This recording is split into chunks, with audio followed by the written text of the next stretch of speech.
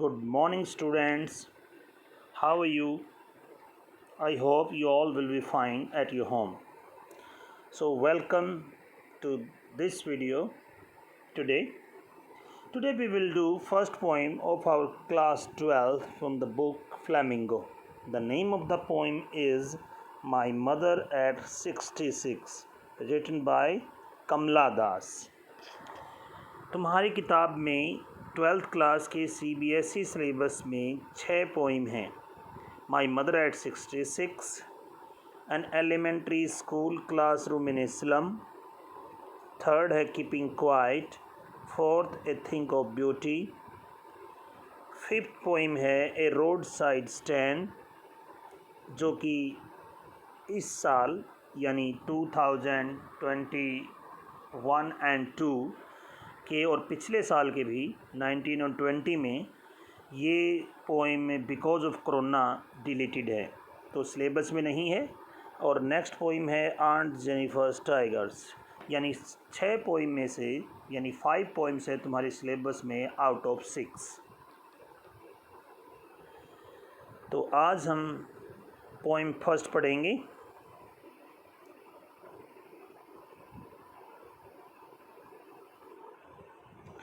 First poem, My Mother at 66. First of all, about the poet who has written this beautiful poem. Okay, let's read. Kamla Das, 1934 to 2009. This is her lifespan. ये उसका life span है, अर्थात ये उसका जीवन काल है. 1934 में इनका जन्म हुआ, 2009 में मृत्यु. Was born in Malabar, Kerala. वो केरला के मालाबार में पैदा हुई. She is recognized as one of India foremost poet. वो भारत की बहुत सबसे ज़्यादा जो प्रसिद्ध कवि हैं उनमें से एक के रूप में पहचानी जाती हैं. Her works are known for their originality, versatility and the indigenous flavor of the soil. उसकी जो कविता है वो वास्तविकता, विभिन्नता और जो धरती का यानी मिट्टी का जो फ्लेवर होता है, अर्थात जो लोकल की खुशबू होती है, वो उसकी काम में झलकती है. Kamala Das has published many novels and short stories in English and Malayalam under the name Madhavikutty. Kamala Das ने बहुत कई सारे नोवेल और लघु कहानियाँ इंग्लिश में और मलयालम भाषा में माधव विकुट्टी नाम से प्रदर्शित की यानी लिखी. Some of her works in English include the novel Alphabet of Lust 1977, a collection of short stories Padmavati the Harlot and Other Stories 1992. उसकी कुछ इंग्लिश की रचनाएं हैं नोवेल के रूप में जो 1977 में आई, अल्फ़ाबेट ऑफ लस्ट. 1992 में आई एक collection of short stories Padmavati the harlot and other stories, in addition to 5 books of poetry. और इसके अलावा 5 किताबें पोइट्री में. She is a sensitive writer who captures the complex subtitles of human relationship in lyrical idiom. वे एक sensitive writer रही हैं. Who captures the complex subtitles of human relationship, जो मानवीय संबंधों की पेचीदगियों को कैप्चर करती है इन लिरिकल आइडियम्स. एक कविता यानी गद्य के रूप में, अर्थात कविता जैसी फॉर्म है मुहावरे में, उसमें कैप्चर करती है मानव संबंधों को. My mother eight 66 is an example. जो पोइम है ये माई मदर एट 66, ये उसका एक उदाहरण है जो मानवीय संबंधों को बताती है. अर्थात ये पोइम मानवीय संबंधों को के बारे में ही है, जो उसकी रचनाओं में से एक रचनाओं की विशेषता होती है. Okay, before you read, ageing is a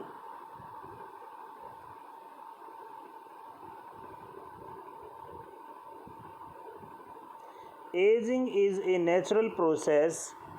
जो बूढ़ा होना अर्थात उम्र बढ़ना एक स्वाभाविक प्रक्रिया है।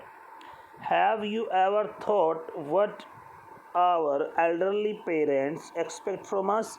क्या आपने कभी सोचा है कि जो हमारे वृद्ध लोग हैं वो हमसे क्या एक्सपेक्ट करते हैं, क्या आशा करते हैं? कभी सोचा है? आप सभी बच्चों को जो आपके पेरेंट्स हैं, ग्रैंड पेरेंट्स हैं, उनसे मिलना चाहिए। कई बार ऐसे ही बगैर रीज़न के बात करना चाहिए। पूछो उनसे कि वो आपसे क्या एक्सपेक्ट करते हैं। Okay, let's read the poem.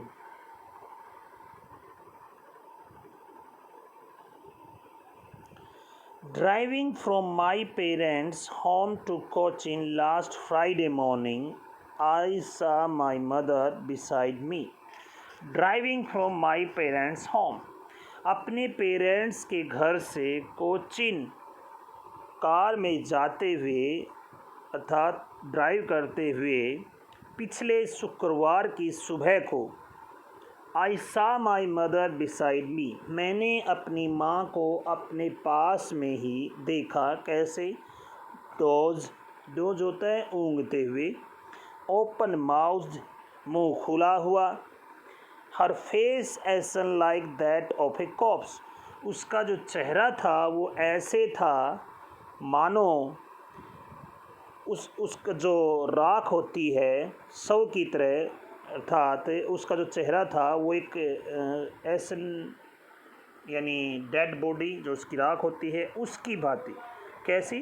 जो corpse means dead body, corpse की जो जलने के बाद जो राख होती है उसकी भांति वो उसका चेहरा पीला था।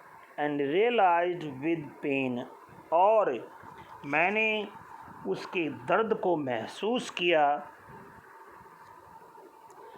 That she was as old as she looked, कि वो इतनी ही बूढ़ी थी जितनी वो दिखती थी। But soon put that thought away and looked out, और जल्दी ही मैंने अपने वो विचार त्याग दिए और बाहर देखा। अर्थात जब मैंने, यहाँ से देखो, जब मैं पिछली शुक्रवार की सुबह को अपने पेरेंट्स से कोचीन ड्राइव कर रही थी तो मैंने अपनी माँ को अपने पास में ही बैठे हुए देखा, जिनका मुंह खुला हुआ था, ऊँघ रही थी और उसका चेहरा एक डेड बॉडी की राख की भांति था। और तब मैंने महसूस किया उस पेन के साथ कि वो इतनी बूढ़ी हो चुकी थी जैसे वो दिखती थी, अर्थात वो काफ़ी बूढ़ी हो चुकी थी। लेकिन जल्दी ही मैंने वो look but soon put that thought away, लेकिन जल्दी ही मैंने वो विचार त्याग दिया। And looked out at young trees sprinting, और फिर मैंने जो यंग पेड़ थे, अर्थात यहाँ पर यंग पेड़ का मतलब यंग जनरेशन के रूप में प्रतीकात्मक है, अर्थात जो नए नए छोटे छोटे या नए यंग पेड़ थे उनकी ओर देखा जो दौड़ रहे थे। अर्थात पेड़ कैसे दौड़ते हैं? पेड़ तो नहीं दौड़ते, वो दौड़ रहे थे क्योंकि वो ड्राइव कर रही थी गाड़ी में। जब हम गाड़ी में जाते हैं तो हमें ऐसा लगता है कि जैसे चीज़ें साइड में से देखेंगे तो वो आगे से आ रही हैं हमारे पास, फिर वो थोड़ी देर के लिए रुकेंगी, फिर पीछे भागने लग जाएंगी। तो ऐसे ही उसको जो यंग ट्रीज थे जो भाग रहे थे उनकी ओर देखा। द मरी children spilling out of their Holmes, मरी मीन्स हैप्पी, खुश बच्चों को मैंने उनके घर से बाहर निकलते हुए देखा। But after the airport security check, लेकिन फिर वो एयरपोर्ट पर पहुंच गई। वहाँ की सिक्योरिटी चेक के बाद स्टैंडिंग ए फ्यू यार्ड्स, कुछ 2 गज की दूरी पर खड़े हुए, I looked again at her wan pale, मैंने दोबारा से देखा उस फीके पीले से चेहरे की ओर। As a late winter's moon, जैसे कि सर्दियों के उत्तरार्ध का चंद्रमा होता है। उत्तरार्ध मतलब जो सर्दियाँ ढल जाती हैं उस टाइम का चंद्रमा बिल्कुल डल होता है, तेज़ प्रकाश नहीं होता। And felt that old familiar H, और महसूस किया वो पुराना जाना पहचाना भय, वो अनुभव किया। जाना पहचाना अर्थात जब बचपन में कई बार लगता था जैसे कि वो कहीं जा रही होती या उसकी माँ कहीं जा रही होती तो बच्चे को लगता था, कवि या कवियत्री को लगता था कि कभी मैं अपनी माँ को दोबारा ना मिल पाऊँ, कभी मेरी माँ को ये हो जाए, ये वो हो जाए। तो ऐसे अभी भी उसको लगा। हालांकि बचपन में वो उसका दर्द एक बचपने की वजह से होता है या प्यार की वजह से होता है। अब प्यार तो है लेकिन अब उसकी एजिंग हो गई है, तो उसको लगता है कि क्या पता मैं वापस जब आऊँ तो मेरी माँ मुझे ना मिले। तो मुझे जाना पहचाना वो भय महसूस हुआ, माई चाइल्डहुड फियर। परंतु ऑल आई सेड वाज, मैंने केवल इतना ही कहा, सी यू सून अम्मा, जल्दी ही मिलते हैं अम्मा। And all I did was smile smile and smile, और मैं केवल मुस्कुराती रही। अर्थात इस पोइम में पोइटेस ने अपनी माँ के साथ जो लास्ट मोमेंट है, जो एयरपोर्ट पर जा रही थी, उनको बताया है कि कैसे वो महसूस कर रही थी, कैसे ओल्ड फैमिलियर भय उसको महसूस हो रहा था। लेकिन अंत में वो सारे विचार त्याग दिए। उसने बाहर के खुश बच्चों को, भागते हुए पेड़ों को देखा और लास्ट में सिक्योरिटी चेक के बाद भी उसको केवल मुस्कुराहट के साथ अलविदा कहा। अब हम इस पोइम के जो फिगर ऑफ स्पीच हैं उनके बारे में बात कर लेते हैं। कौन कौन से फिगर ऑफ स्पीच इस पोइम में यूज किए गए हैं मेन। एक है, जैसे यहाँ पर लाइन है, आई saw her my mother beside doors open mouthed, her face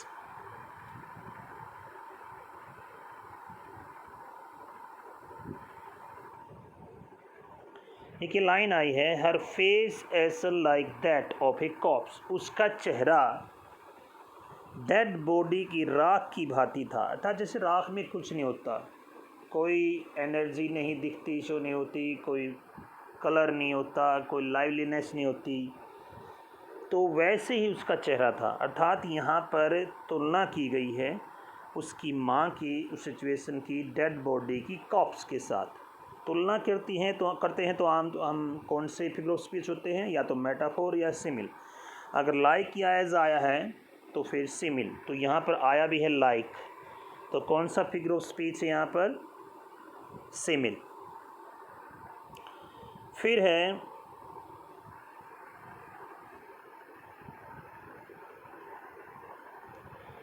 and looked out at young trees sprinting, फिर मैंने बाहर उन युवा पेड़ों को भागते हुए देखा। यहाँ पर युवा पेड़ों को, पेड़ ऐसे पोइम यूज़ किए गए हैं भाग रहे हैं जैसे, मतलब अर्थात जैसे कोई मनुष्य भागता है उनकी भांति वो भाग रहे थे। अर्थात किसी पर्सन का रूप दिया गया है, एक किसी निर्जीव चीज़ को या जड़ चीज़ को, निर्जीव नहीं कह सकते पेड़ को, लेकिन जड़ चीज़ को। तो ऐसे जब यूज़ करें, किसी आदमी का या ह्यूमन का स्वरूप दिया जाए या उसकी क्वालिटी की तरह तुलना की जाए, तो तब फिगर ऑफ स्पीच होता है पर्सनोफिकेशन। तो यंग ट्रीज पेंटिंग में कौन सा फिगर ऑफ स्पीच हुआ, पर्सनोफिकेशन। एंड मरी children spilling out of their Holmes, और ये कौन सा हुआ, खुश बच्चे अपने घरों से बाहर निकल रहे थे।